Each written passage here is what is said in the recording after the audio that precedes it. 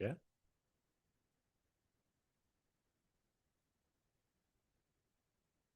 Check பண்ணுங்க. அதான் கேளுங்க. Audio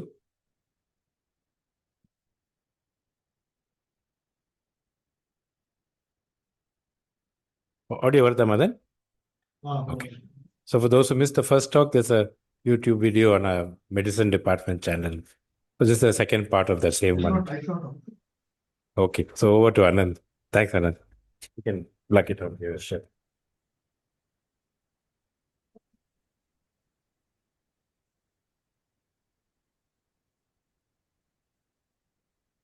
Good evening, everyone, and thank you, Dr. Thambu, for those kind words, and thank you to the Department of Medicine for having me back.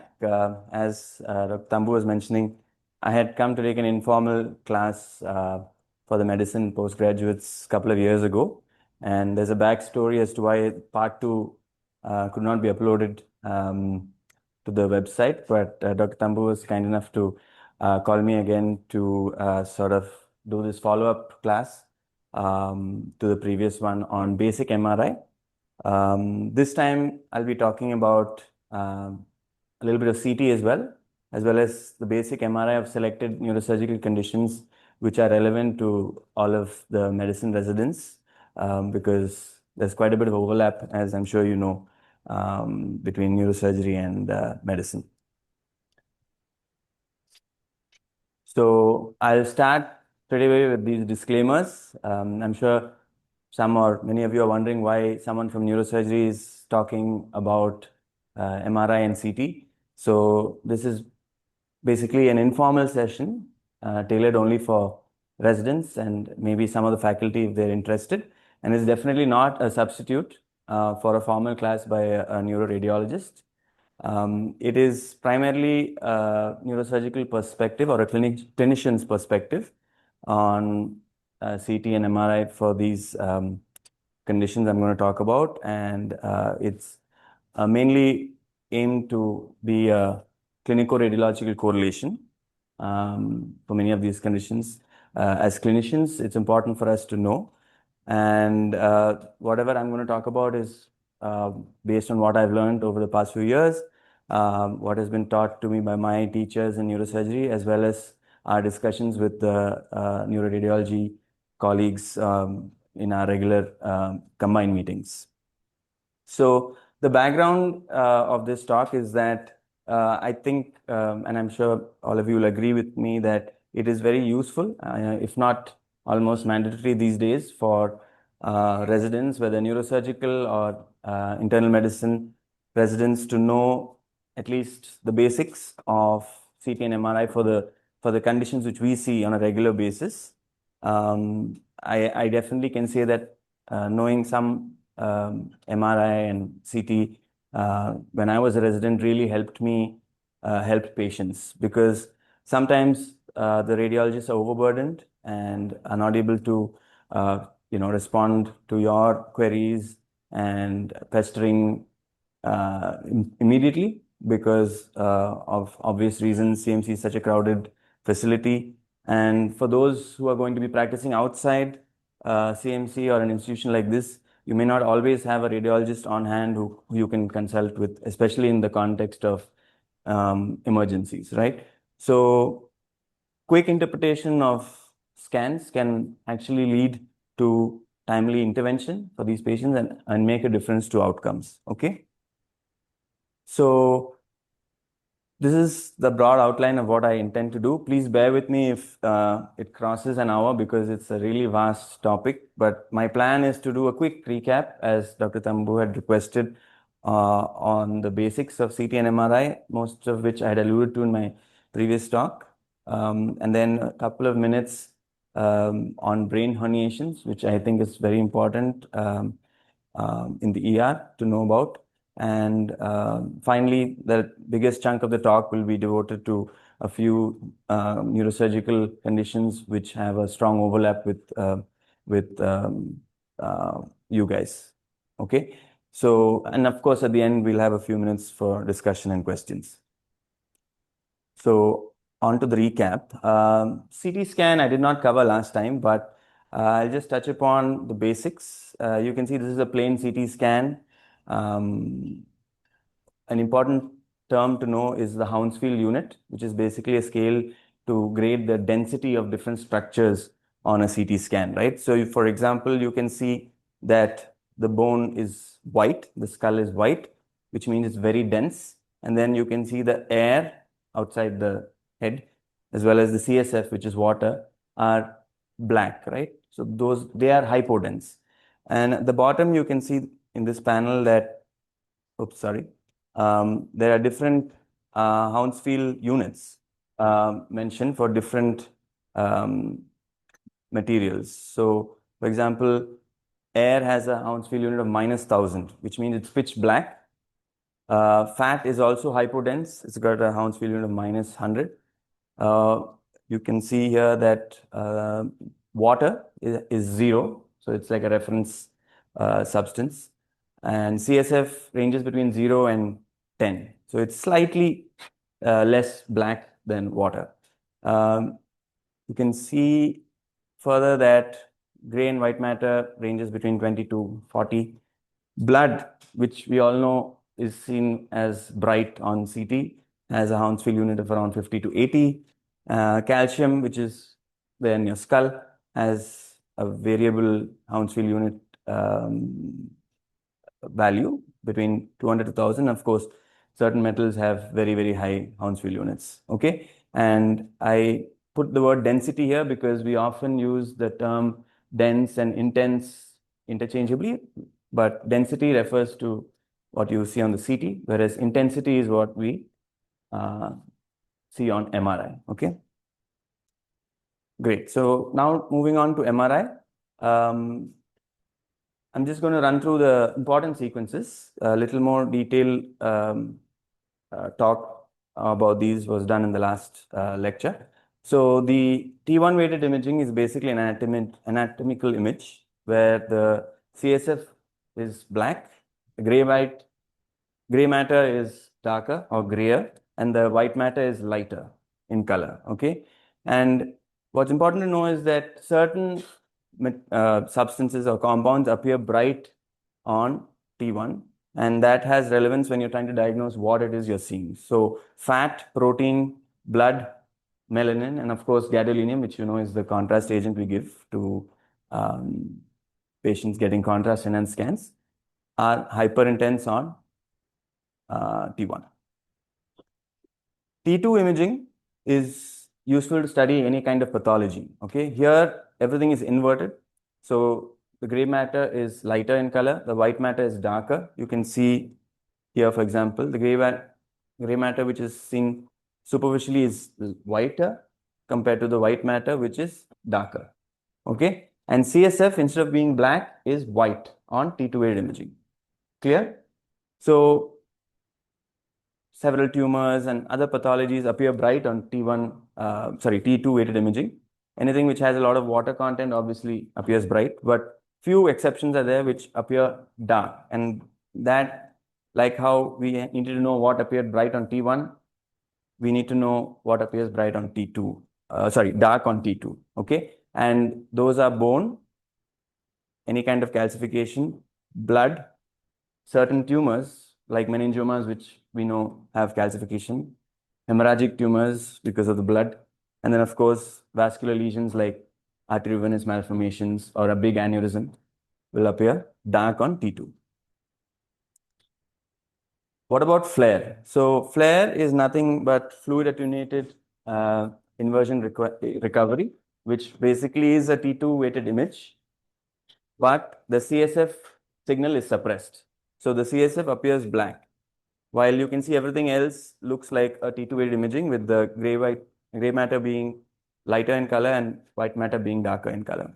It's useful when there are lesions in the periventricular area because there is a contrast generated between the black CSF and the lesion, which is just around the ventricles. For example, in multiple sclerosis or certain demyelination conditions. Okay, I hope I'm clear so far. Great. So T1 weighted GADO you see quite frequently. It's nothing but contrast enhanced T1 weighted imaging, where an intravenous contrast agent namely gadolinium, is injected. It is a rare earth metal which has paramagnetic properties, and what it does is shorten the T1 relaxation time, resulting in a bright signal on T1, which would otherwise have appeared hypointense or black. So, of course, tumors and a lot of things, shine bright when you're given the contrast agent, mainly due to a breakdown of the blood-brain barrier, right? Because then contrast within the blood can seep out, and that shows up on the T1 weighted imaging as bright. Diffusion weighted imaging exploits the Brownian motion of water molecules, which is normally present, and certain conditions exhibit restriction of this random water molecule movement, and that is called diffusion restriction. Typically, they are seen in conditions like arterial strokes, brain abscesses, and certain tumors like epidermoid cysts. Okay, and when there is diffusion restriction, it appears as hyperintense. The panel on the top shows a DWI sequence, and the panel on the bottom shows an ADC sequence, which is basically apparent diffusion coefficient, which is an inverted map of the DWI. Okay, so something which is hyperintense on DWI and hypointense or black on ADC is said to truly restrict. There are certain conditions, especially when you have, let's say, vasogenic edema, when the very bright edema on regular T2 weighted imaging shines through as bright on the DWI. But if you look at the ADC, it is not black, which means it's not a true diffusion restriction. Okay. SWI is susceptibly weighted imaging. Certain machines call it gradient echo imaging. It's basically looking at the same thing. This sequence is very sensitive to venous blood as well as calcium.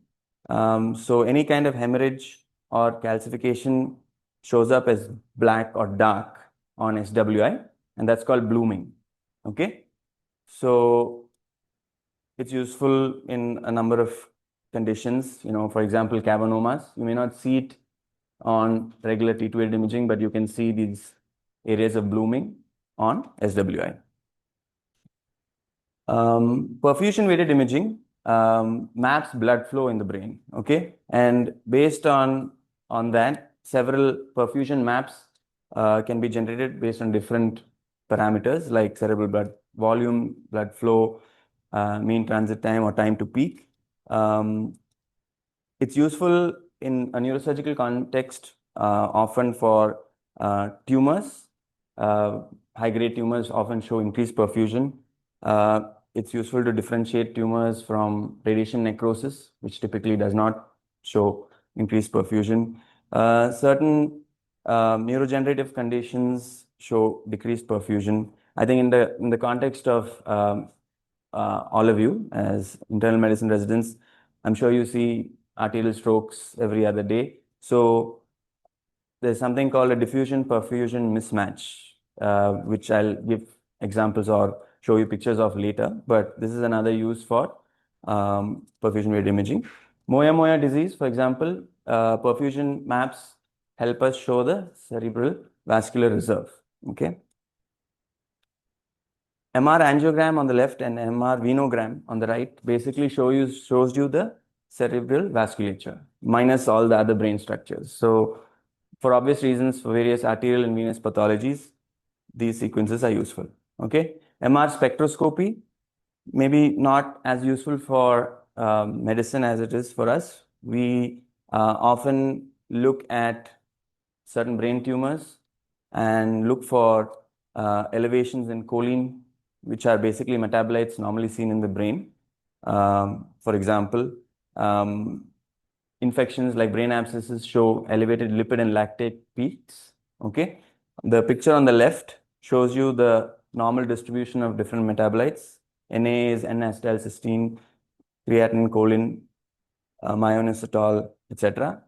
And that angle which is formed is called the Hunter's angle. This is normal. Okay, but on the right you can see that there's a brain tumor in the MRI here, and The choline peak, which was quite short here on the left, now is elevated. Okay, and so this is a choline Na reversal, where you can see the Na is low, whereas the choline is elevated. Na is a marker of normal neuronal function. Okay. Okay, now coming to relevant anatomy. Okay, I think this is something which you guys can refer to multiple textbooks and other online sources to, discover for yourselves. And I'm sure most of you know all of this, but I'm just going to run through a few important things. You can see that the frontal lobe is really big. It's much bigger than many of us. The pointer is a little finicky. Yes, so I'm going to try to, yeah. The frontal lobe is large. It's separated from the parietal lobe here by the central sulcus. And this is the Sylvian fissure, which separates the frontal and parietal lobes from the temporal lobe. And you can see that the occipital lobe is quite small. Okay. In fact, it's much smaller than I thought when I first started neurosurgery. And then below that, you can see the cerebellum and the brainstem, the medulla, sorry, the midbrain there, the pons and the medulla down here. And of course, these are the midline structures, the pituitary gland, the third ventricle, the corpus callosum, and the pineal gland over there, just to name a few, the mammillary bodies down here. Okay. This has a little more detail. You can see that important areas in the brain have been mapped out for you. So you can see that number 13 is the prefrontal area or the prefrontal cortex, whereas 12 is the premotor area. Okay. 3 is the primary motor cortex, right? And 9 is the primary sensory cortex, separated by the central sulcus. And behind that, you have the parietal lobes, the association areas, right? Or the sensory association areas. If you look at this lateral view, you can see that 5 is the auditory area, and around that you have the Wernicke's area. Okay. All of that is in the posterior superior temporal lobe. Anyone wants to say what number 4 is? It's the Broca's area, seen on the dominant hemisphere in the inferior frontal gyrus. Okay. And I think this gives you a good idea about the important structures in the brain. If you want to look at the top right panel here, you can see that this is the cingulate gyrus here. And the motor and sensory cortices extend medially. All right. And you can see here that the brainstem is housing the aqueduct, which runs to the midbrain, and the fourth ventricle seen here dorsal to the pons as well as part of the medulla. Okay. The midline part of the cerebellum is called the cerebella vermis. So you can see that here, and the typical foliae, which is a characteristic of the cerebellum. On the bottom right, you can see the various cranial nerves coming out of the brainstem. All right. I'm not going to go into all of that in detail due to lack of time. This is an axial section through the deep nuclei. Okay. And it's very relevant for all of you guys in the context of strokes, right? You can have motor, sensory, strokes, etc. And for example, the pure motor strokes will involve the posterior limb of the internal capsule, which you can see here. Okay. And then you have thalamic strokes or lesions that cause sensory loss or pure sensory strokes. Okay. But you can see lateral to the internal capsule, the lentiform nucleus that comprises of the globus pallidus and the putamen. You can see the head of the caudate nucleus here, just lateral to the frontal horn of the lateral ventricle. And then lateral to the lentiform nucleus, you have the external capsule, the claustrum, and the insula. Okay. Back here, you have the splenium of the corpus callosum. You can see the vein of Galen, which is a midline structure. And in the front, sitting above the corpus callosum, you have the anterior cerebral arteries. Okay. Okay, so here's where I've tried to, correlate some of this anatomy with what we see on MRI. And this full disclosure that I've taken this from Radiopedia. They have a good series of images going through each slice of the MRI in axial, coronal, and sagittal planes. It's very useful if any of you want to brush up your anatomy. So, for example, you can see, based on what the previous slide showed, most of those structures clearly on this axial view: the thalamus, the caudate, the lentiform nucleus, the head of the caudate, and you can look at the opposite side to identify the same structures without the color shading. And then the frontal lobe here, the temporal lobe, bit of the parietal, and you can see the small occipital lobe, right? Now, if you look at the coronal section, you can see the midbrain here, the pons and the medulla down here, the frontal temporal lobes, the thalamus, the insula here laterally in orange. And then down here, you can see again, the frontal lobe is very large, comes back all the way to here, and then parietal, occipital lobes. The tentorium cerebelli here, for those of you who remember what that is, separates the occipital lobe from the posterior fossa or the cerebellum. Okay, and down here you can see the brainstem, the fourth ventricle, the third ventricle up here in lavender. Okay, these are basically the different vascular territories. Again, I think quite useful for anyone dealing with strokes, right? So you can see that the anterior cerebral artery territory is only quite small relative to what the middle cerebral artery territory is, right? It's medial, but it extends onto the medial aspect of both cerebral hemispheres. But when you look at it from the top or from the side, it doesn't seem to occupy that much of space. The bulk of the cerebral hemispheres are supplied by the middle cerebral artery. And as you know, the internal carotid artery supplies both of these territories, right? Here you have the posterior cerebral artery in green. And I think this will help you better, this pictorial representation here of the blood supply to the deep nuclei. All right. So, for example, you have the anterior choroidal artery supplying a large chunk of the internal capsule. You have the perforators from the posterior cerebral artery, the P1 segment supplying most of the thalamus. And then you have the lateral lenticulostriate arteries supplying the caudate, the lentiform nucleus, that is the globus pallidus and the putamen, and the medial lenticulostriate arteries, which arise from mostly the ICA, as well as some supply from the recurrent artery of Hubner, supplying the caudate head. Okay, and in the posterior fossa, you can see that the brown is the pica territory, which is quite large, supplies a large part of the inferior and posterior part of the cerebellum. The light green is the ICA, and then the blue is the superior cerebral artery. Okay,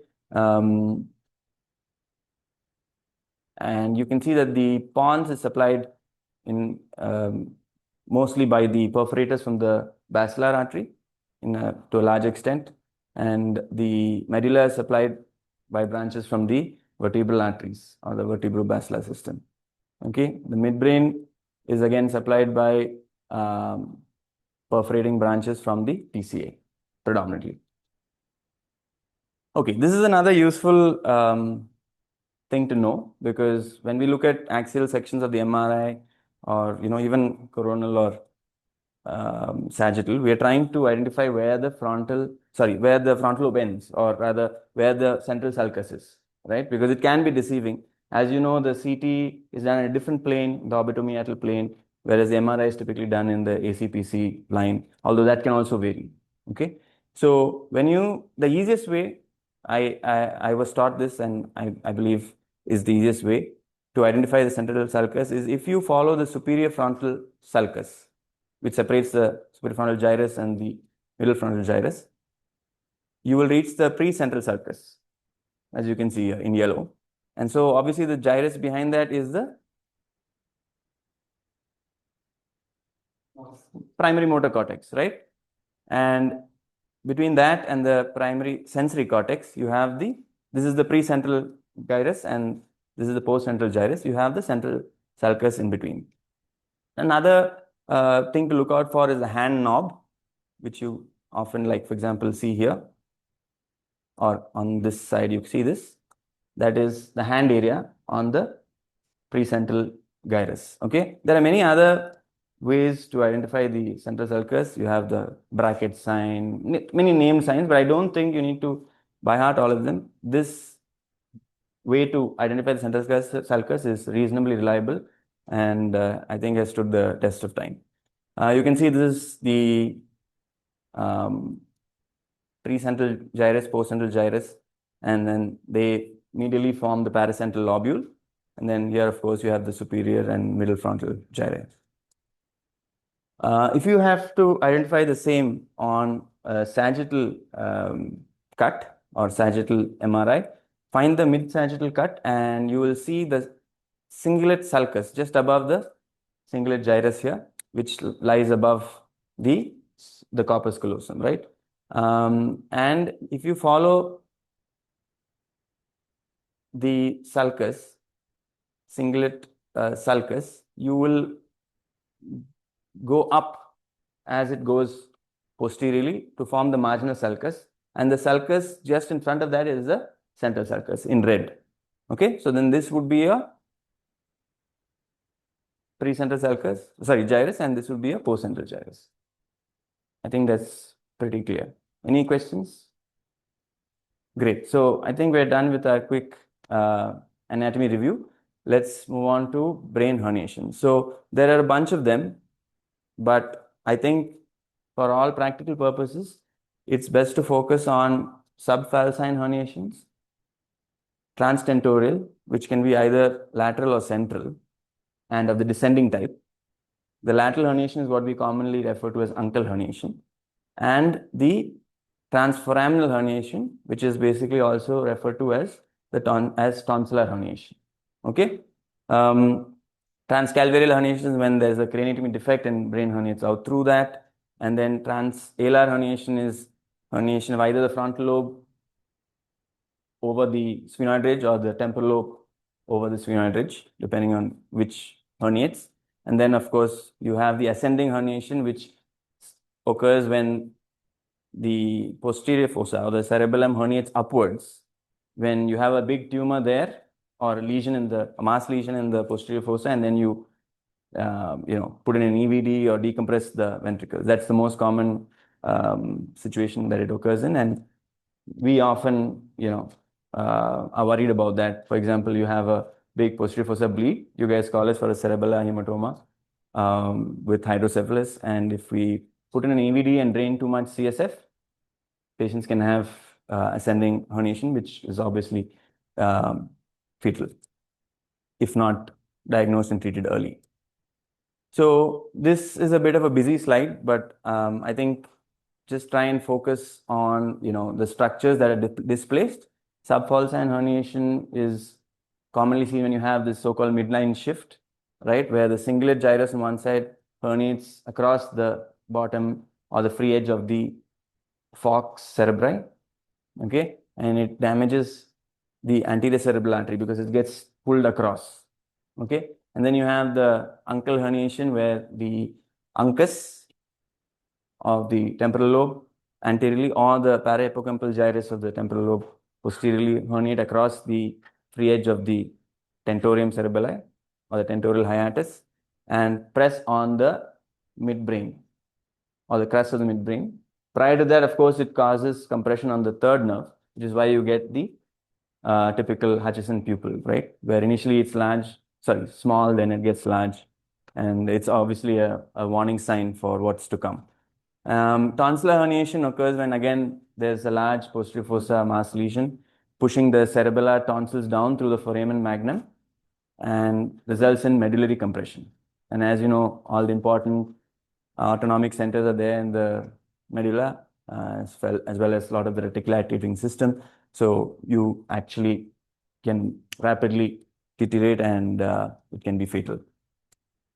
So these are just pictorial representations of what I just talked about, the subfalcine herniation across the free edge of the falx cerebri, the descending central transtentorial herniation where the entire top of the brainstem, the midbrain and the hypothalamus are pushed down through the temporal hiatus, and then the lateral or the uncal herniation, lateral transtentorial herniation,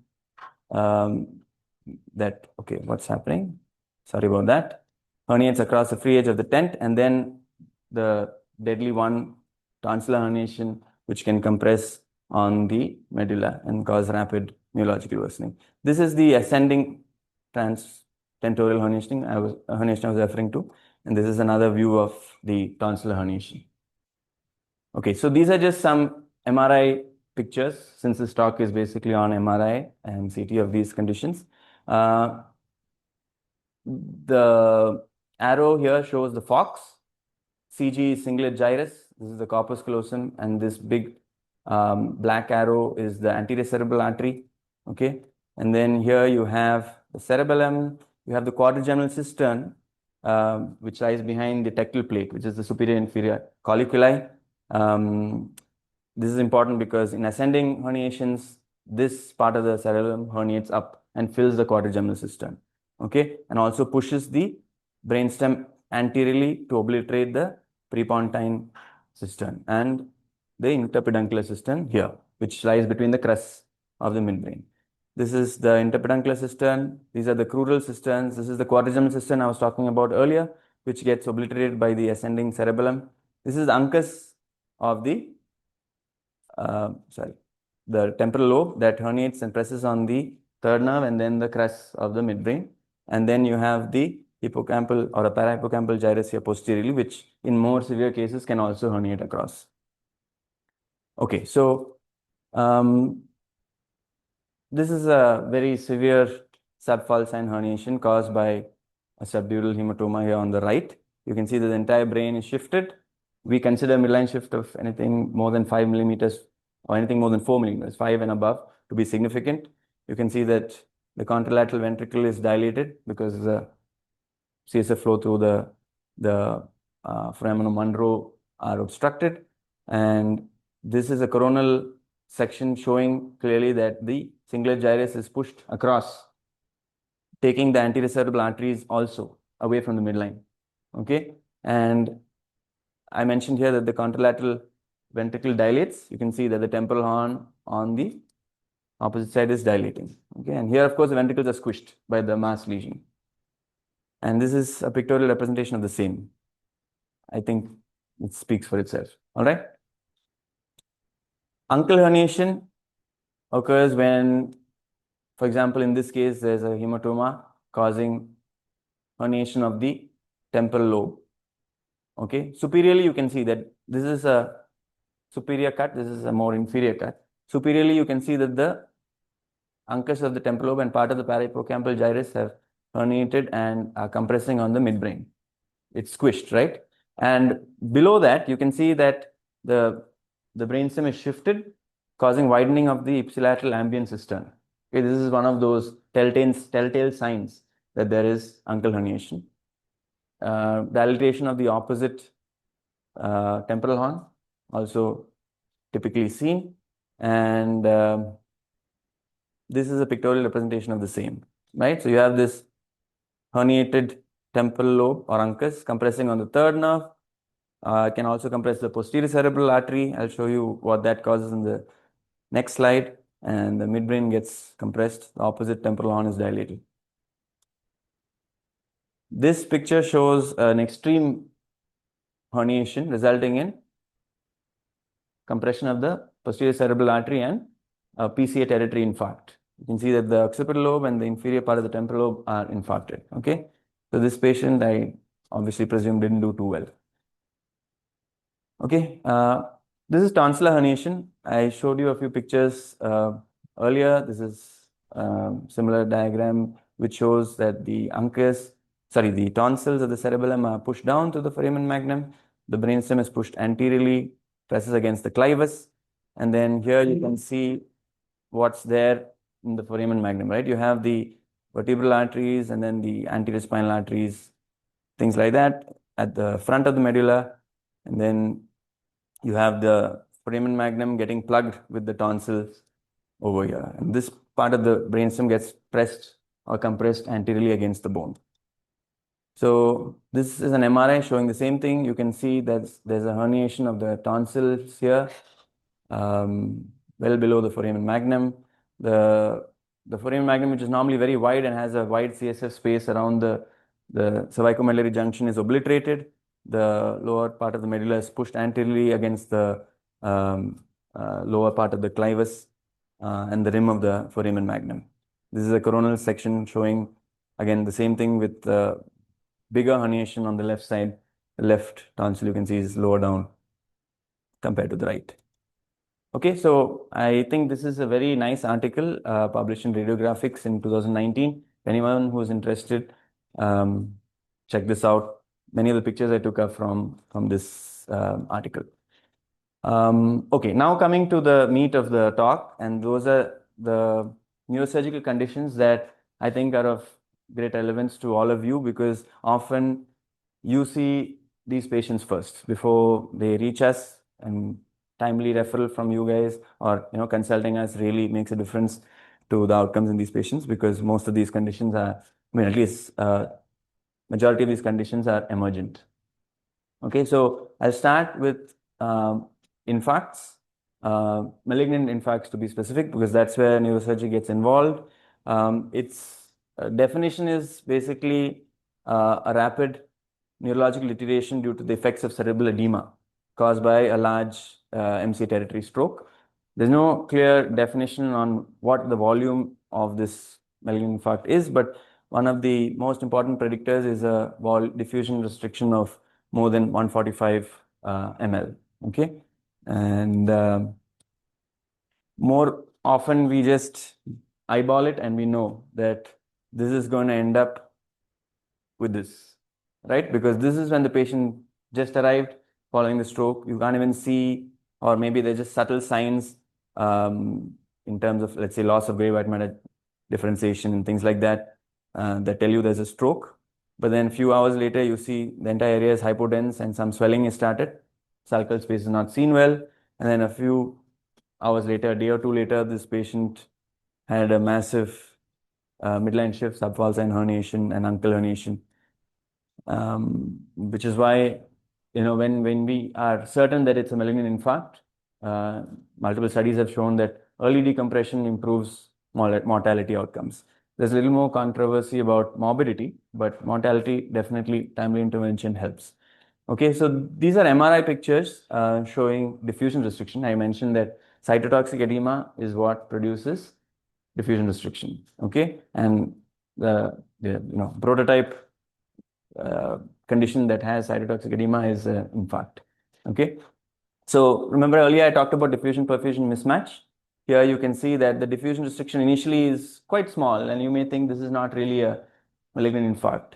But then the perfusion, this is the mean transit time color map which shows a much larger area of the MC territory involved, and then subsequently you have this repeat MRI showing definite malignant infarct. Okay, this is another MRI showing the same thing, and you have an MR angiogram showing a cutoff of the MCA. Okay, so often you'll see this initially and you know what's coming. Okay, of course, thrombolysis and things like that are thrombectomies can be done if you have an area of impaired perfusion, because without an infarction on DWI, that's the whole concept of saving the penumbra, right? This is what a decompressive craniectomy can do for patients. So you have this huge midline shift, more than a centimeter, and then you have this patient who got operated and the midline shift is completely gone. Okay. The same thing can occur in the posterior fossa, mainly in the cerebellum. Okay. Often if it's in the brain stem, there's no real neurosurgical role. because the problem is really not edema and mass effect. It's the fact that it's occurred in a critical area of the brain. The cerebellar infarcts vary from small and insignificant to pretty large ones. And these often are much more fulminant than the supratentorial infarcts, because the cerebellum is not so forgiving in terms of tolerating edema or swelling.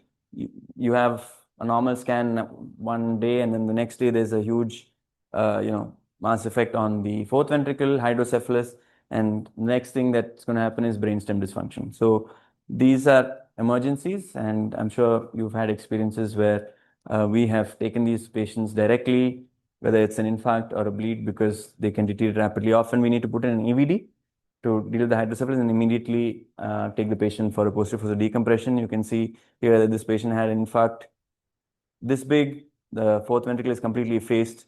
After the decompressive craniotomy, there's some space, and the fourth ventricle is starting to open up. Okay, so venous infarcts are a little different. They do not follow the typical arterial territories that arterial strokes manifest with. So, for example, this patient has a transverse and sigmoid sinus thrombosis. Okay, and a lot of important veins, like the vein of Labbé, they drain into the transverse sinus, or at least communicate with the transverse sinus, and you have a big venous infarct in that region. And as you know, venous infarcts are much more prone to hemorrhagic transformation because of the venous hypertension that occurs. Another common area for venous infarcts is just, on either side of the superior sagittal sinus, because if the superior sagittal sinus is thrombosed, you have these medial parasagittal venous infarctions that do occur. And venous infarctions generally have a better prognosis, and if there is, but they can also swell, and we often end up doing decompressive craniotomies for these patients as well. Okay, so what about intracranial hemorrhages? You have a variety of hemorrhages, and sometimes when the patient comes in, you don't know what exactly the cause of the low sensorium or whatever is. Not all of these are traumatic. For example, patient on anticoagulants, or a patient who has an AVM bleed, or a patient who has aneurysmal bleed can also present with intracranial hemorrhages without a history of trauma. So I'm just going to run through some of the important ones. Everyone can identify this on the left, top left. What hematoma is it? It's an acute subdural hematoma, right? You have this typical lens-shaped hematoma, which is a concavo-convex appearance. These hematomas are typically associated with a lot of brain swelling and midline shift, often require decompressive craniotomies. On the bottom and on the top right, you have extradural hematomas, which have the typical, sorry, I misspoke. The acute subdural hematomas have a crescentric appearance, whereas the lens shape is seen in extradural hematomas, or the biconvex shape, which you typically associate with them.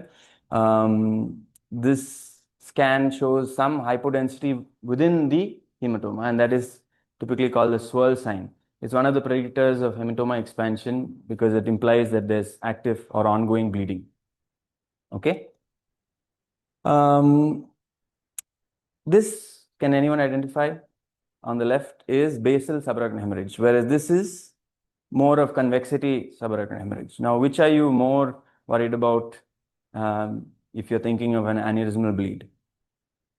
The basal subarachnoid hemorrhage, right? Because most of the aneurysms are located around or near the circle of Willis. Okay, so this is a very worrisome picture. If a patient presents without a history of trauma, 80% of these are due to aneurysms. Of course, this is in adults. Okay, here you have convexity subarachnoid hemorrhage. There are various causes. I won't get into that, but based on the distribution of the basal subarachnoid hemorrhage, you can actually sort of predict where the aneurysm is. For example, you have most of the blood in the interhemispheric cistern anteriorly, with say hematoma in the gyrus rectus, which is the bottom of the frontal lobe, that is suggestive of a anterior communicating artery aneurysm, right? And then if you have blood mainly in one of the Sylvian fissures. That's more suggestive of an MCA aneurysm. Okay, this is just to give you an example. Okay, these are all intraparenchymal hemorrhages, right? Or intracerebral hematomas. Can you sort of tell me what differentiates the ones on the top and the ones on the bottom? I'm trying to make it more interactive so that you don't sleep off. It's quite late in the evening. These are all typical hypertensive bleeds, okay? Which, for example, this one is in the putamen, this one is in the thalamus, this is in the pons, this is in the cerebellum. These are all classic locations for hypertensive bleeds. So if you have a patient who's either previously diagnosed hypertensive or newly diagnosed hypertensive with one of these bleeds, you can be fairly certain that it's due to hypertension. But if you have a lobar bleed like this, you need to start thinking of other etiologies, right? For example, a tumor, an AVM, and coagulopathy, in elderly people, amyloid angiopathy, for example. And then this is what? Intraventricular hemorrhage. Now, there's a caveat that if you have, for example, a thalamic bleed, it can extend into the ventricles and cause intraventricular hemorrhage. But if you see pure intraventricular hemorrhage, you need to again think of other etiologies. Hypertensive bleeds typically don't present like that. Okay. Okay. Now, blood on MRI is a little more tricky. The best modality to look at hemorrhage is actually CT scan, contrary to what some people may think. Blood on MRI is tricky because it changes appearance based on the age of the blood. So you get this very mixed signal pattern, which confuses you, makes you think that it may be something else, not blood. And if you see it, you're not really sure if it is acute or subacute blood. But this picture or this sort of table here sort of tells you how blood will look on T1 and T2, as well as say flare and SWI based on the age of the blood. Okay, and this is the mnemonic which I use, IBED, and it's not that I coined it. It was taught me by Dr. Suniti, who, as you know, is a senior neuroradiologist who we used to discuss a lot with when we were residents. IB, ED, BD, baby, doodoo, for example. IB is iso-intense on T1 and bright on T2. ED is iso-intense on T1 and dark on T2. You get the drift, right? So you're welcome to choose any mnemonic you want. There are multiple which have been coined. But these are examples, right? So based on what you just saw, can anyone tell me what type of hemorrhage this is, as in what stage it is? So this is acute, okay? So it's iso-intense on T1 and dark on T2, okay? So check this out. It's iso-intense with a sort of hyperintense rim and dark on T2. Does that match? Great. So here you have subacute bleeding because it's bright on T1 and dark on T2. So early subacute to be precise. And you have the timeline also mentioned here. All right, moving on to chronic subdural hematomas. Okay, this is another kind of patient who you will invariably see during your practice, either in the OPD or in the ER, because many of them present like dementia, right? It's one of the treatable or surgically treatable causes of dementia, depending on how the patient presents. You can see that this is also hemorrhage or bleeding in the subdural space, but it's different from acute subdural hematomas in the sense that the blood has degraded. So it's actually, contrary to what you may think, an acute subdural is actually like a clot.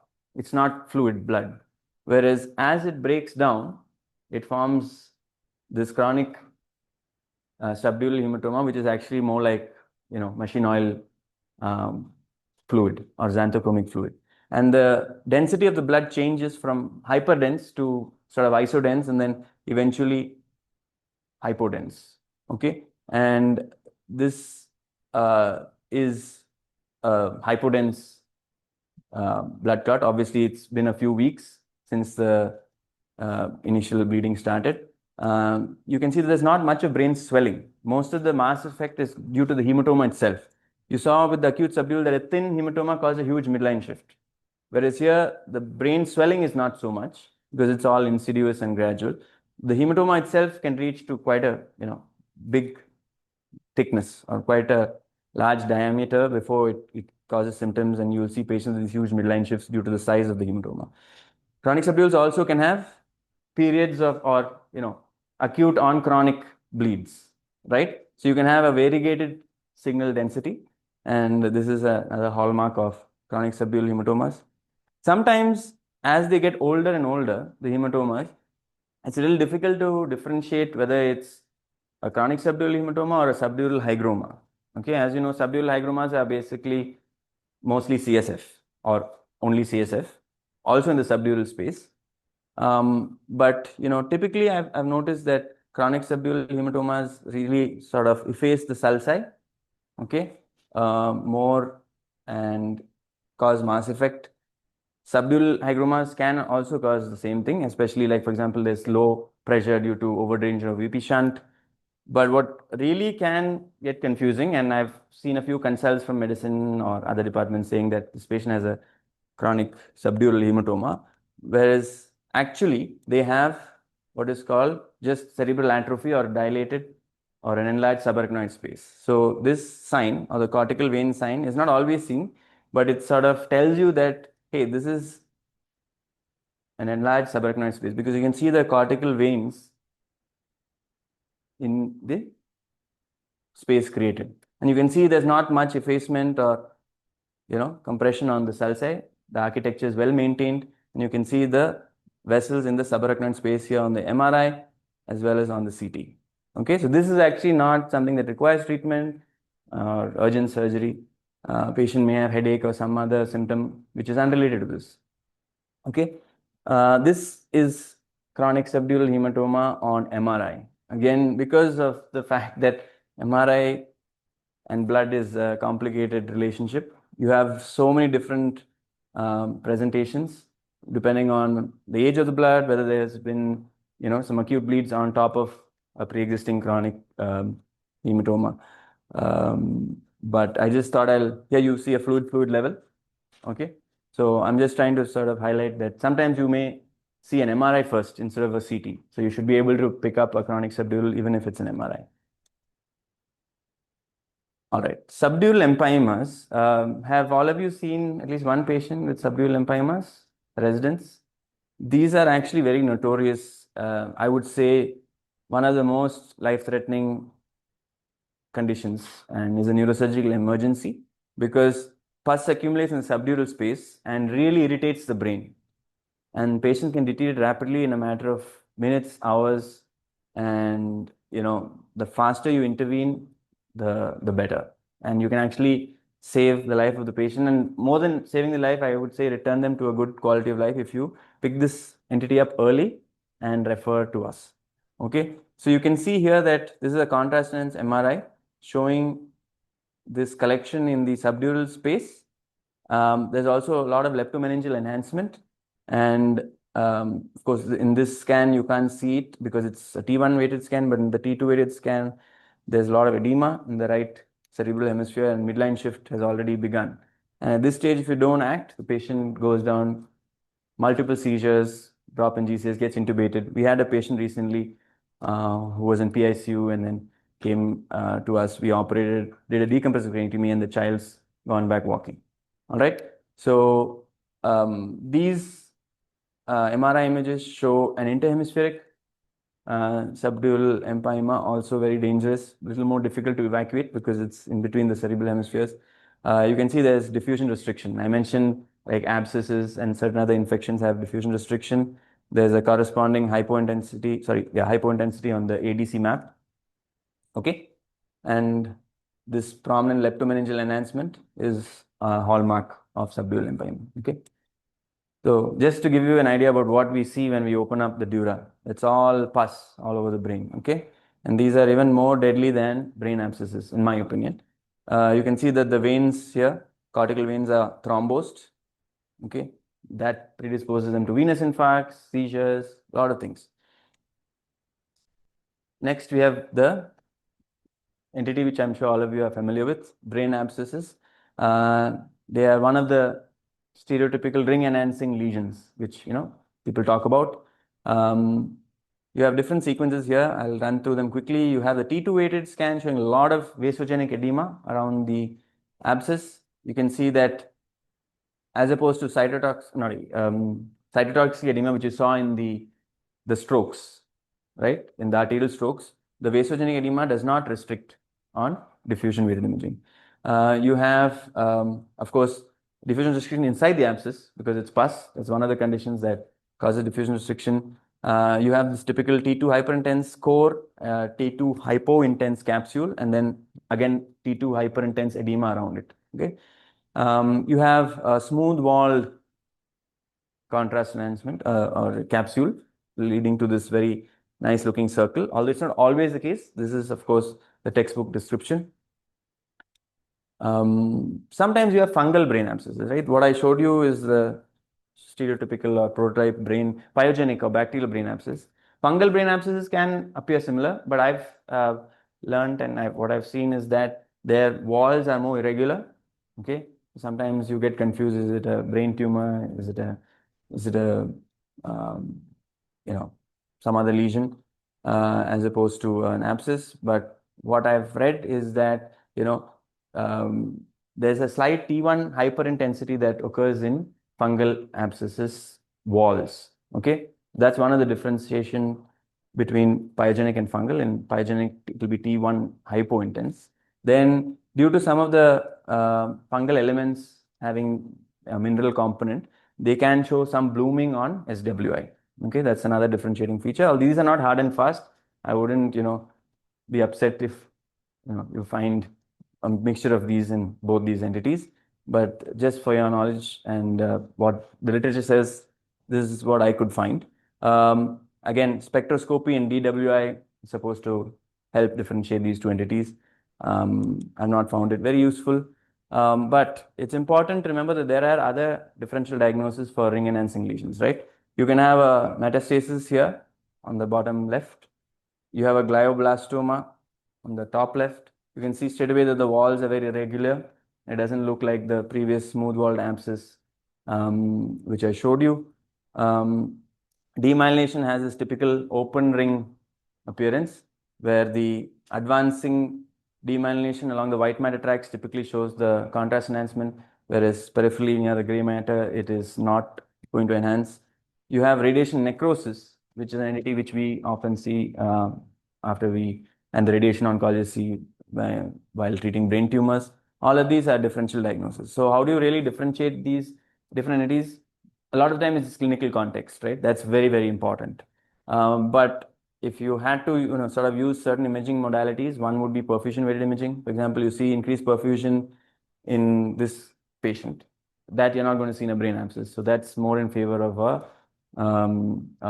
tumor. You see MR spectroscopy showing you a choline peak with a choline NA reversal. Again, that's more in favor of diffusion weighted, of high-grade glioma. If you see this kind of appearance, demyelination should be on your list. Often there are other lesions which are hallmarks of demyelination, right? Lesions disseminated in time and space, so that you will see. I think one of the biggest difficulties we face is differentiating radiation necrosis and actual high-grade gliomas or glioblastomas. It's a well-known problem in the literature, so no one's really come to a consensus on how to differentiate these. If you see prominent diffusion restriction, like I showed you in the previous patient with a tall lipid lactate peak on MR spectroscopy, that is suggestive of a brain abscess. Okay, moving on to TB meningitis. This is something I definitely don't need to teach you about. You must be seeing countless patients with this condition, but this is the classic basal exudate that's seen in these patients. All the basal leptomeningeal spaces are filled with, debris, pus, and inflammation, causing the uptake of gadolinium. The reason we also see these patients is because many of them have hydrocephalus. As you know, 90% plus of patients with TBM have hydrocephalus. Many of them require CSF diversion. This is a CT, contrast enhanced CT, showing the same thing. Just in case some of you don't know, maybe the PGs who just joined, we give iodinated contrast for CT and gadolinium for MRI. So as you know, iodinated contrast is more toxic for the kidneys. Okay, so just keep that in mind when you're ordering contrast CT. MRI contrast scans are a little less toxic to the kidneys, but even gadolinium is not safe in patients with advanced renal failure. Okay. What else do I want to talk about? Yes, so this, oops, this happens in between. All right. So we're back. The diffusion weighted imaging here, what do you think it shows? It shows multiple small infarcts, right? And some of them in the basal ganglia region, centrum semiovale. This is a hallmark again of TB meningitis with endarteritis. Okay, and I'm sure you may have heard of this grading. It's recently been updated to have grade 4A and B, wherein patients with grade 4B are the ones with these infarcts, either in the basal ganglia or brainstem, or they have a very low GCS of 3 to 6 at admission. So what Dr. Rajshekar from our department, who's done a lot of work on this, had proposed in his latest article is that, you know, in all these patients 1 to 4A, we go ahead and do a VP shunt if there's hydrocephalus, whereas in 4B, earlier it was 4, but now we've called it 4B, we put in an EVD and then see if there's any neurological improvement, because a lot of times the GCS score being so low is not due to the hydrocephalus or raised pressure, but rather the extensive infarcts in the basal ganglia and hypothalamus, thalamus, and brainstem. Okay, and if there's no clinical improvement even after, let's say, 72 hours of CSF drainage, we need to have a sort of real conversation with the family about whether or not they want to go ahead with the VP shunt, because it really may not benefit the patient too much. But if they're still insistent, we can always do the VP shunt. All right. So tuberculomas are a little different from TB meningitis in the sense they are lesions and not disease in the subarachnoid space or leptomeningeal space. Although often there is a coexistent TB meningitis and tuberculomas. Okay, so I'm not going to go into the pathology of all of this, because this is primarily an imaging talk. I think one of the hallmark findings is conglomerate lesions, which are seen in tuberculomas and not in, let's say, neurocystic sarcosis, right? So you see multiple ring enhancing lesions like this coalescing to form these grape-like lesions. That is very suggestive of tuberculomas. Larger involvement of the cerebellum or posterior fossa, and then coexistent leptomeningeal disease. This patient has TB meningitis as well. And then findings of large lesions and actual mass effect, which is, again, I'm going to talk about that, a differentiating feature between tuberculomas and NCC, because that's often the diagnostic conundrum which we face, right? These are CTs and MRIs of patients with different stages of neurocystic sarcosis. I'm sure you are aware of the 4 stages of these lesions. This CT, for example, shows multiple calcified granulomas. I think no one would have a doubt here about the diagnosis. Again, like I mentioned earlier about multiple sclerosis, seeing lesions disseminated in time and space, I think that applies to neurocystic sarcosis as well. If you see multiple lesions, one in the colloidal stage, one in the calcified stage, etc., you know that it's more likely going to be neurocystic sarcosis. Of course, the hallmark finding of ring enhancing lesion with a Scolex is pathognomonic almost. It is, I would say, pathognomonic, but you don't always see them. Okay. Can anyone tell me what type of neurocystic sarcosis this is? It is racemose neurocystic sarcosis, right, which occurs in the ventricles as well as the subarachnoid spaces. Of course, these have a much poorer prognosis, and I won't get into the reasons behind that, but I just thought I'd put up a scan, an MRI showing that as well. Okay, so this table I did not take from this article, but I think this article, which was published by Dr. Rajshekar and in collaboration with multiple other departments in CMC, especially the community health department, actually has sort of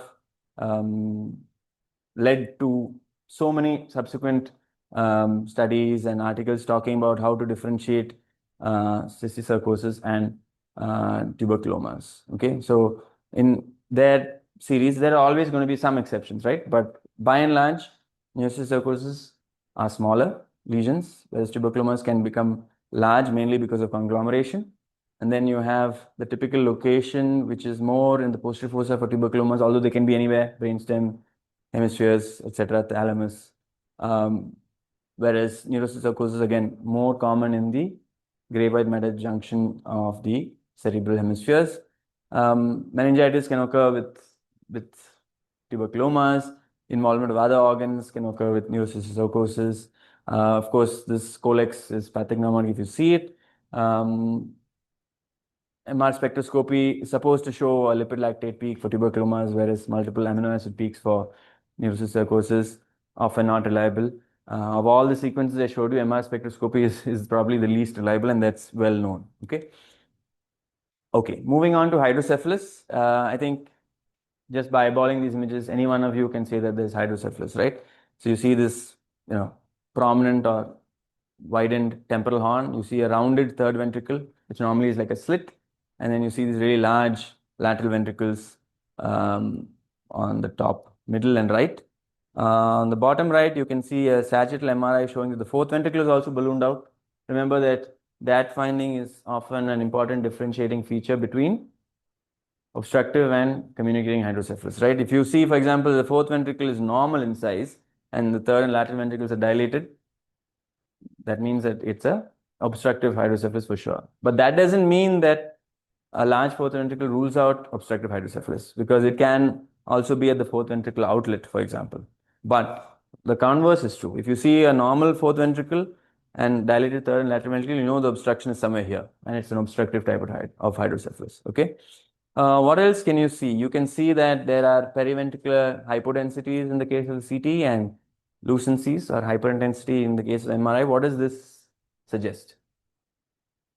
It suggests that there's raised pressure because of this hydrocephalus, because CSF is being pushed out through the ependyma of the lateral ventricles, right? And it's called transependymal CSF seepage or hyperintensity caused by this raised pressure within the ventricles. Okay, these are more for academic purposes. If you look at articles, I think the most cited index to determine hydrocephalus is the Evans ratio or Evans index, where you do A by B, which is basically the diameter of the frontal horns by the biparietal diameter. Anything more than 0.3 is considered hydrocephalus in most studies. And then other studies, especially in infants, they talk about the frontal occipital horn ratio, where you add the frontal and occipital horn diameters and divide it by the biparietal diameter into 2. Okay. Okay, NPH. This definitely, I think all of you will suspect every now and then when you see patients in your clinic. As you all know, the diagnosis is clinical, right? So if you have whatever this MRI shows, if you don't have the typical triad of NPH, you can't make the diagnosis. But assuming the patient has the typical symptoms of NPH, what are the imaging findings that would tilt things in favor of it being NPH? Okay, so one is, you can see this angle, it's called the callosal angle.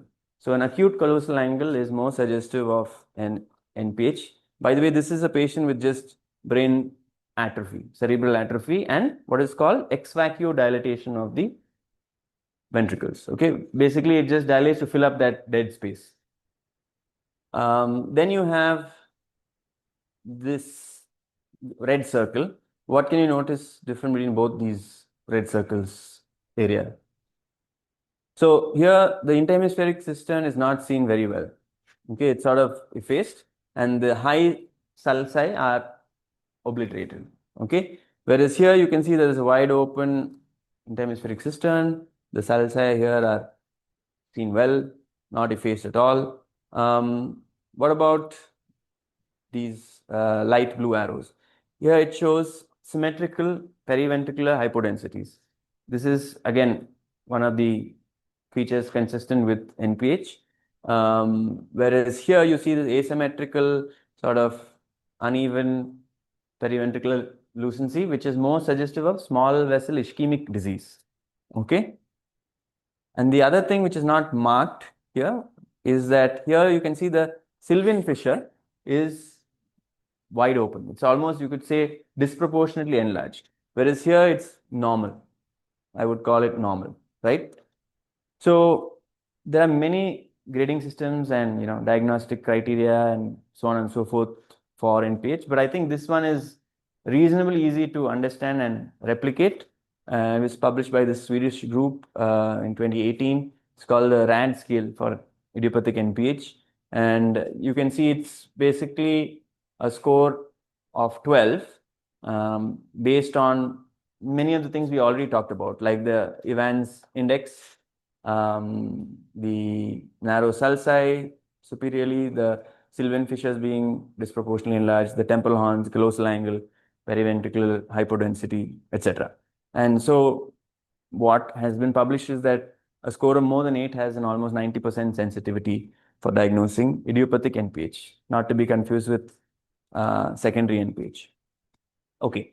Lastly, I'm almost done, so you guys can take your tea break. This is idiopathic intracranial hypertension. Okay, and again, diagnosis which is sometimes difficult to make. Definitely, you would have seen in your clinics. Who does it typically affect? Middle-aged women who are slightly obese. There's that mnemonic fat fertile 40s, basically in the reproductive age group, middle age, slightly obese. What are the criteria to diagnose it? I'm sure you've all heard of the revised Friedman criteria. I'm not going to go into that. But as part of the criteria, there are some supplementary MR findings or, accessory findings which you see on the MRI that suggest raised intracranial pressure. Okay. Mind you, that one of the prerequisites for IIH is that the scan has to be normal. CT or MRI has to be normal, but this is also considered normal, or rather is not considered abnormal. So these are just findings or features suggestive of raised intracranial pressure. Okay, but there should not be, for example, a tumor or hydrocephalus or something else there which automatically precludes IIH. Can anyone identify some of these findings? Some of the residents? This one, you can see that there's a widened optic nerve sheath, right? Or a perioptic flare. Here, which part of the brain is this? Okay, so this is the sella, okay, which normally houses the pituitary gland. Okay, and you can see that the pituitary gland is almost not visible at all. It's flattened, and this looks like this sella, instead of having the pituitary gland, has just a sac of CSF. Okay, so this is another important finding. It's graded 1 to 5. Okay, it's called the year grade amongst others. I'll talk a little bit about that in the subsequent slides. Here you can see that the optic nerves are very tortuous, another typical finding, and then there's a flattening of the posterior globe. Okay, and what about this? This is a widened Meckel's cave, okay, or enlarged Meckel's cave, which is nothing but a sort of potential space that houses the trigeminal ganglion. So it contains CSF, and this gets widened. Right. So this is another, I would say, landmark paper published from our institution in collaboration with the departments of ENT, radiology, and neurosurgery. Of course, this was done in the context of patients who present with spontaneous CSF rhinorrhea, right? I'm sure you've seen patients like that in your clinic, and you refer them to either ENT or us or both. What this study finally produced is something which is now can be called the Velo criteria for IIH, which is a modification of some of the previous criteria which are described in the literature. And I'm just bringing to your attention that the mandatory criteria are, of course, spontaneous CSF rhinorrhea. And I'm talking about this even though it's not a core medicine topic, because you do see these patients quite often. They come in meningitis, so they just come with this water discharge from the nose, and they have to have no history of trauma causing this, obviously. They need to not have any mass lesion, hydrocephalus, or any other abnormal MR imaging, and of course, normal CSF composition. Okay, so this is the prerequisite. But based on the MRI, there are certain criteria, definite, probable criteria.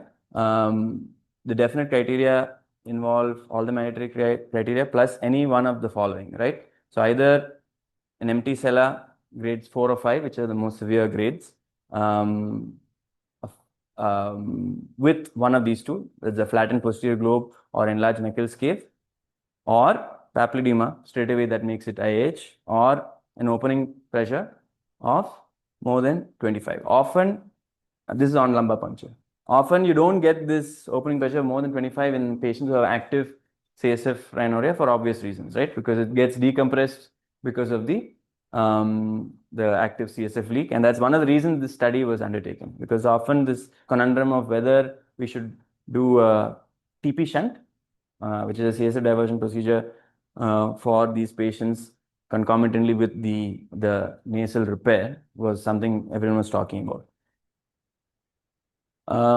This is a follow-up study which was published earlier this year in the European Archives of Otolaryngology, trying to internally validate the criteria. Okay, and it's a pretty high prevalence in patients with spontaneous CSF rhinorrhea. For those of you who didn't know, almost 86% of these patients were, as per the criteria, found to have IH. And the most common finding is an empty cellar. So if you guys are looking for one finding which you can easily, and I think it's pretty easy to identify, looking at this MRI, it should be an empty cellar. Okay. Thanks so much for your time, and I'm happy to take any questions, or I'm happy if Dr. Thambu would like to discuss something. Perfect, you have. Excellent. Can you just show once more diffusion perfusion mismatch? Sure. Because many patients come with a wake up stroke. Yeah. And then they say diffusion perfusion mismatch, and then we should do that. I wasn't 100% clear on that. So you can see that the initial diffusion weighted imaging, yes, shows patchy involvement of the MC territory. Okay, so I don't think anyone would call it a malignant infarct. There's no midline shift and not much of the MC territory is involved. But obviously our antennae are up because we know that it could become a malignant infarct. But this is what makes the difference, right? You do a perfusion scan and you see that this much of the MC territory is now at risk. That means there's decreased blood flow and ischemia, but it's not infarcted. So, potentially, I'm not going to get into that because there are several criteria which you and the neurologists are experts in as to who is eligible for thrombolysis or not.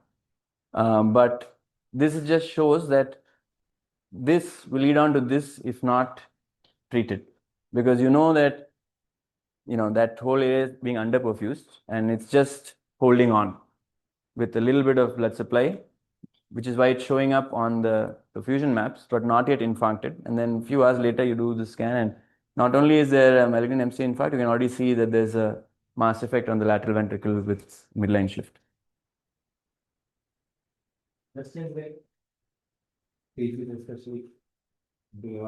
Informal session. Yeah, this was originally intended to be very informal. It's ended up in this avatar. So please feel free to ask questions and any simple basic doubts. I'll try to answer to the best of my knowledge. Yeah.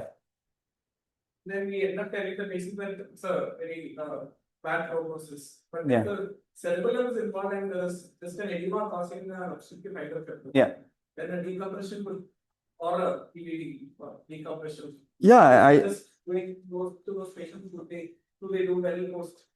Yeah, Yeah, that's a good question. Thanks. I think that's one of those misconceptions which still going around, that posterior circulation infarcts don't do well if it's involving only the cerebellum, either the SCA or pica territory, for example, and not involving the brainstem.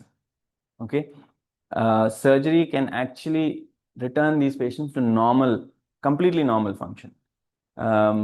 As opposed to, let's say, an MCA territory infarct, you may do the decompression, but they're going to always be hemiplegic or hemiparetic and not have really useful limb function. If it's on the left side, they're going to be aphasic.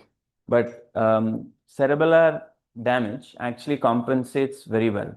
So even if they have, say, ataxia and things like that, you intervene early before they develop signs of brainstem dysfunction, they almost always recover to normal sensorium, and this imbalance and lack of coordination which is caused by the cerebellar infarct improves almost to, let's say, normal within a few months with good physiotherapy and rehabilitation. But the same patients, if they either come with brainstem involvement right at the beginning, or intervention is delayed long enough for the mass effect of the cerebellum swelling causes brainstem dysfunction, then they don't do as well. So like the pre-op GCS makes a huge difference. If the pre-op GCS is, say, 5/15, you know that there's already a lot of damage that has occurred. Even then, if you intervene early, that means the patient was 15/15 1 hour ago and just dropped now to 5/15. You can still run in and decompress. Time is obviously of the essence.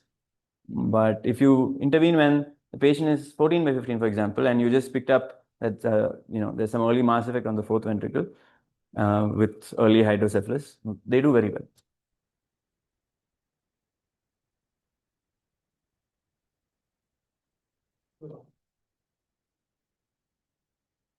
Any other questions? No pressure.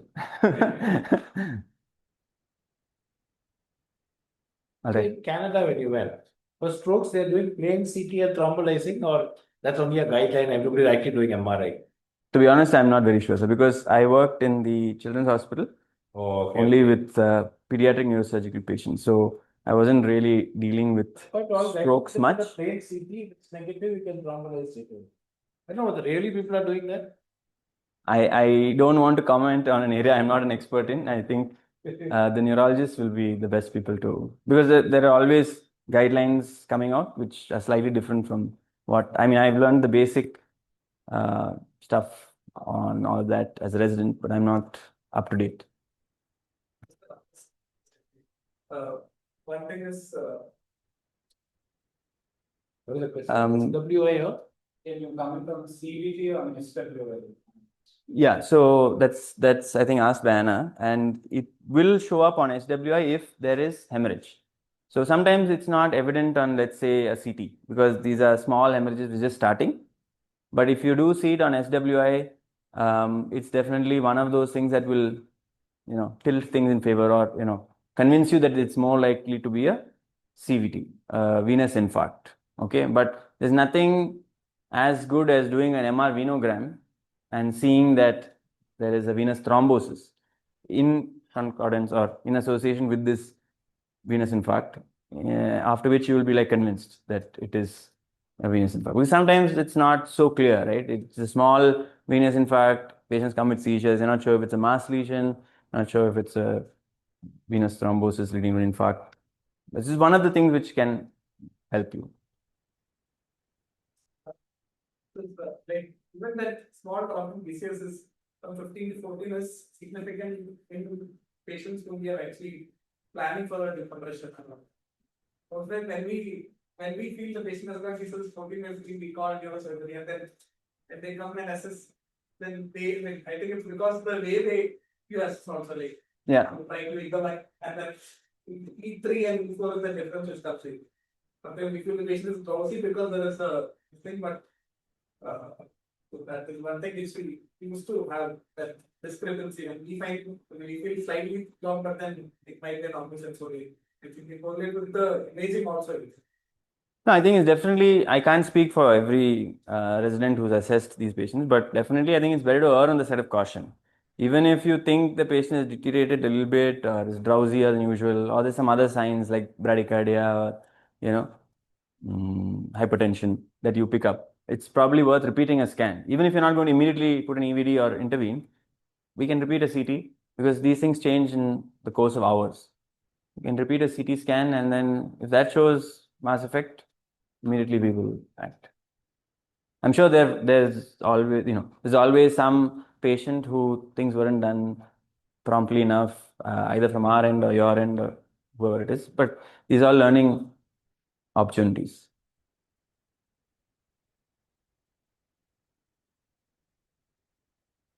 One more round of applause for Thank you so much, sir. It's a pleasure. Thank you so much. Let's have some coffee. That's it.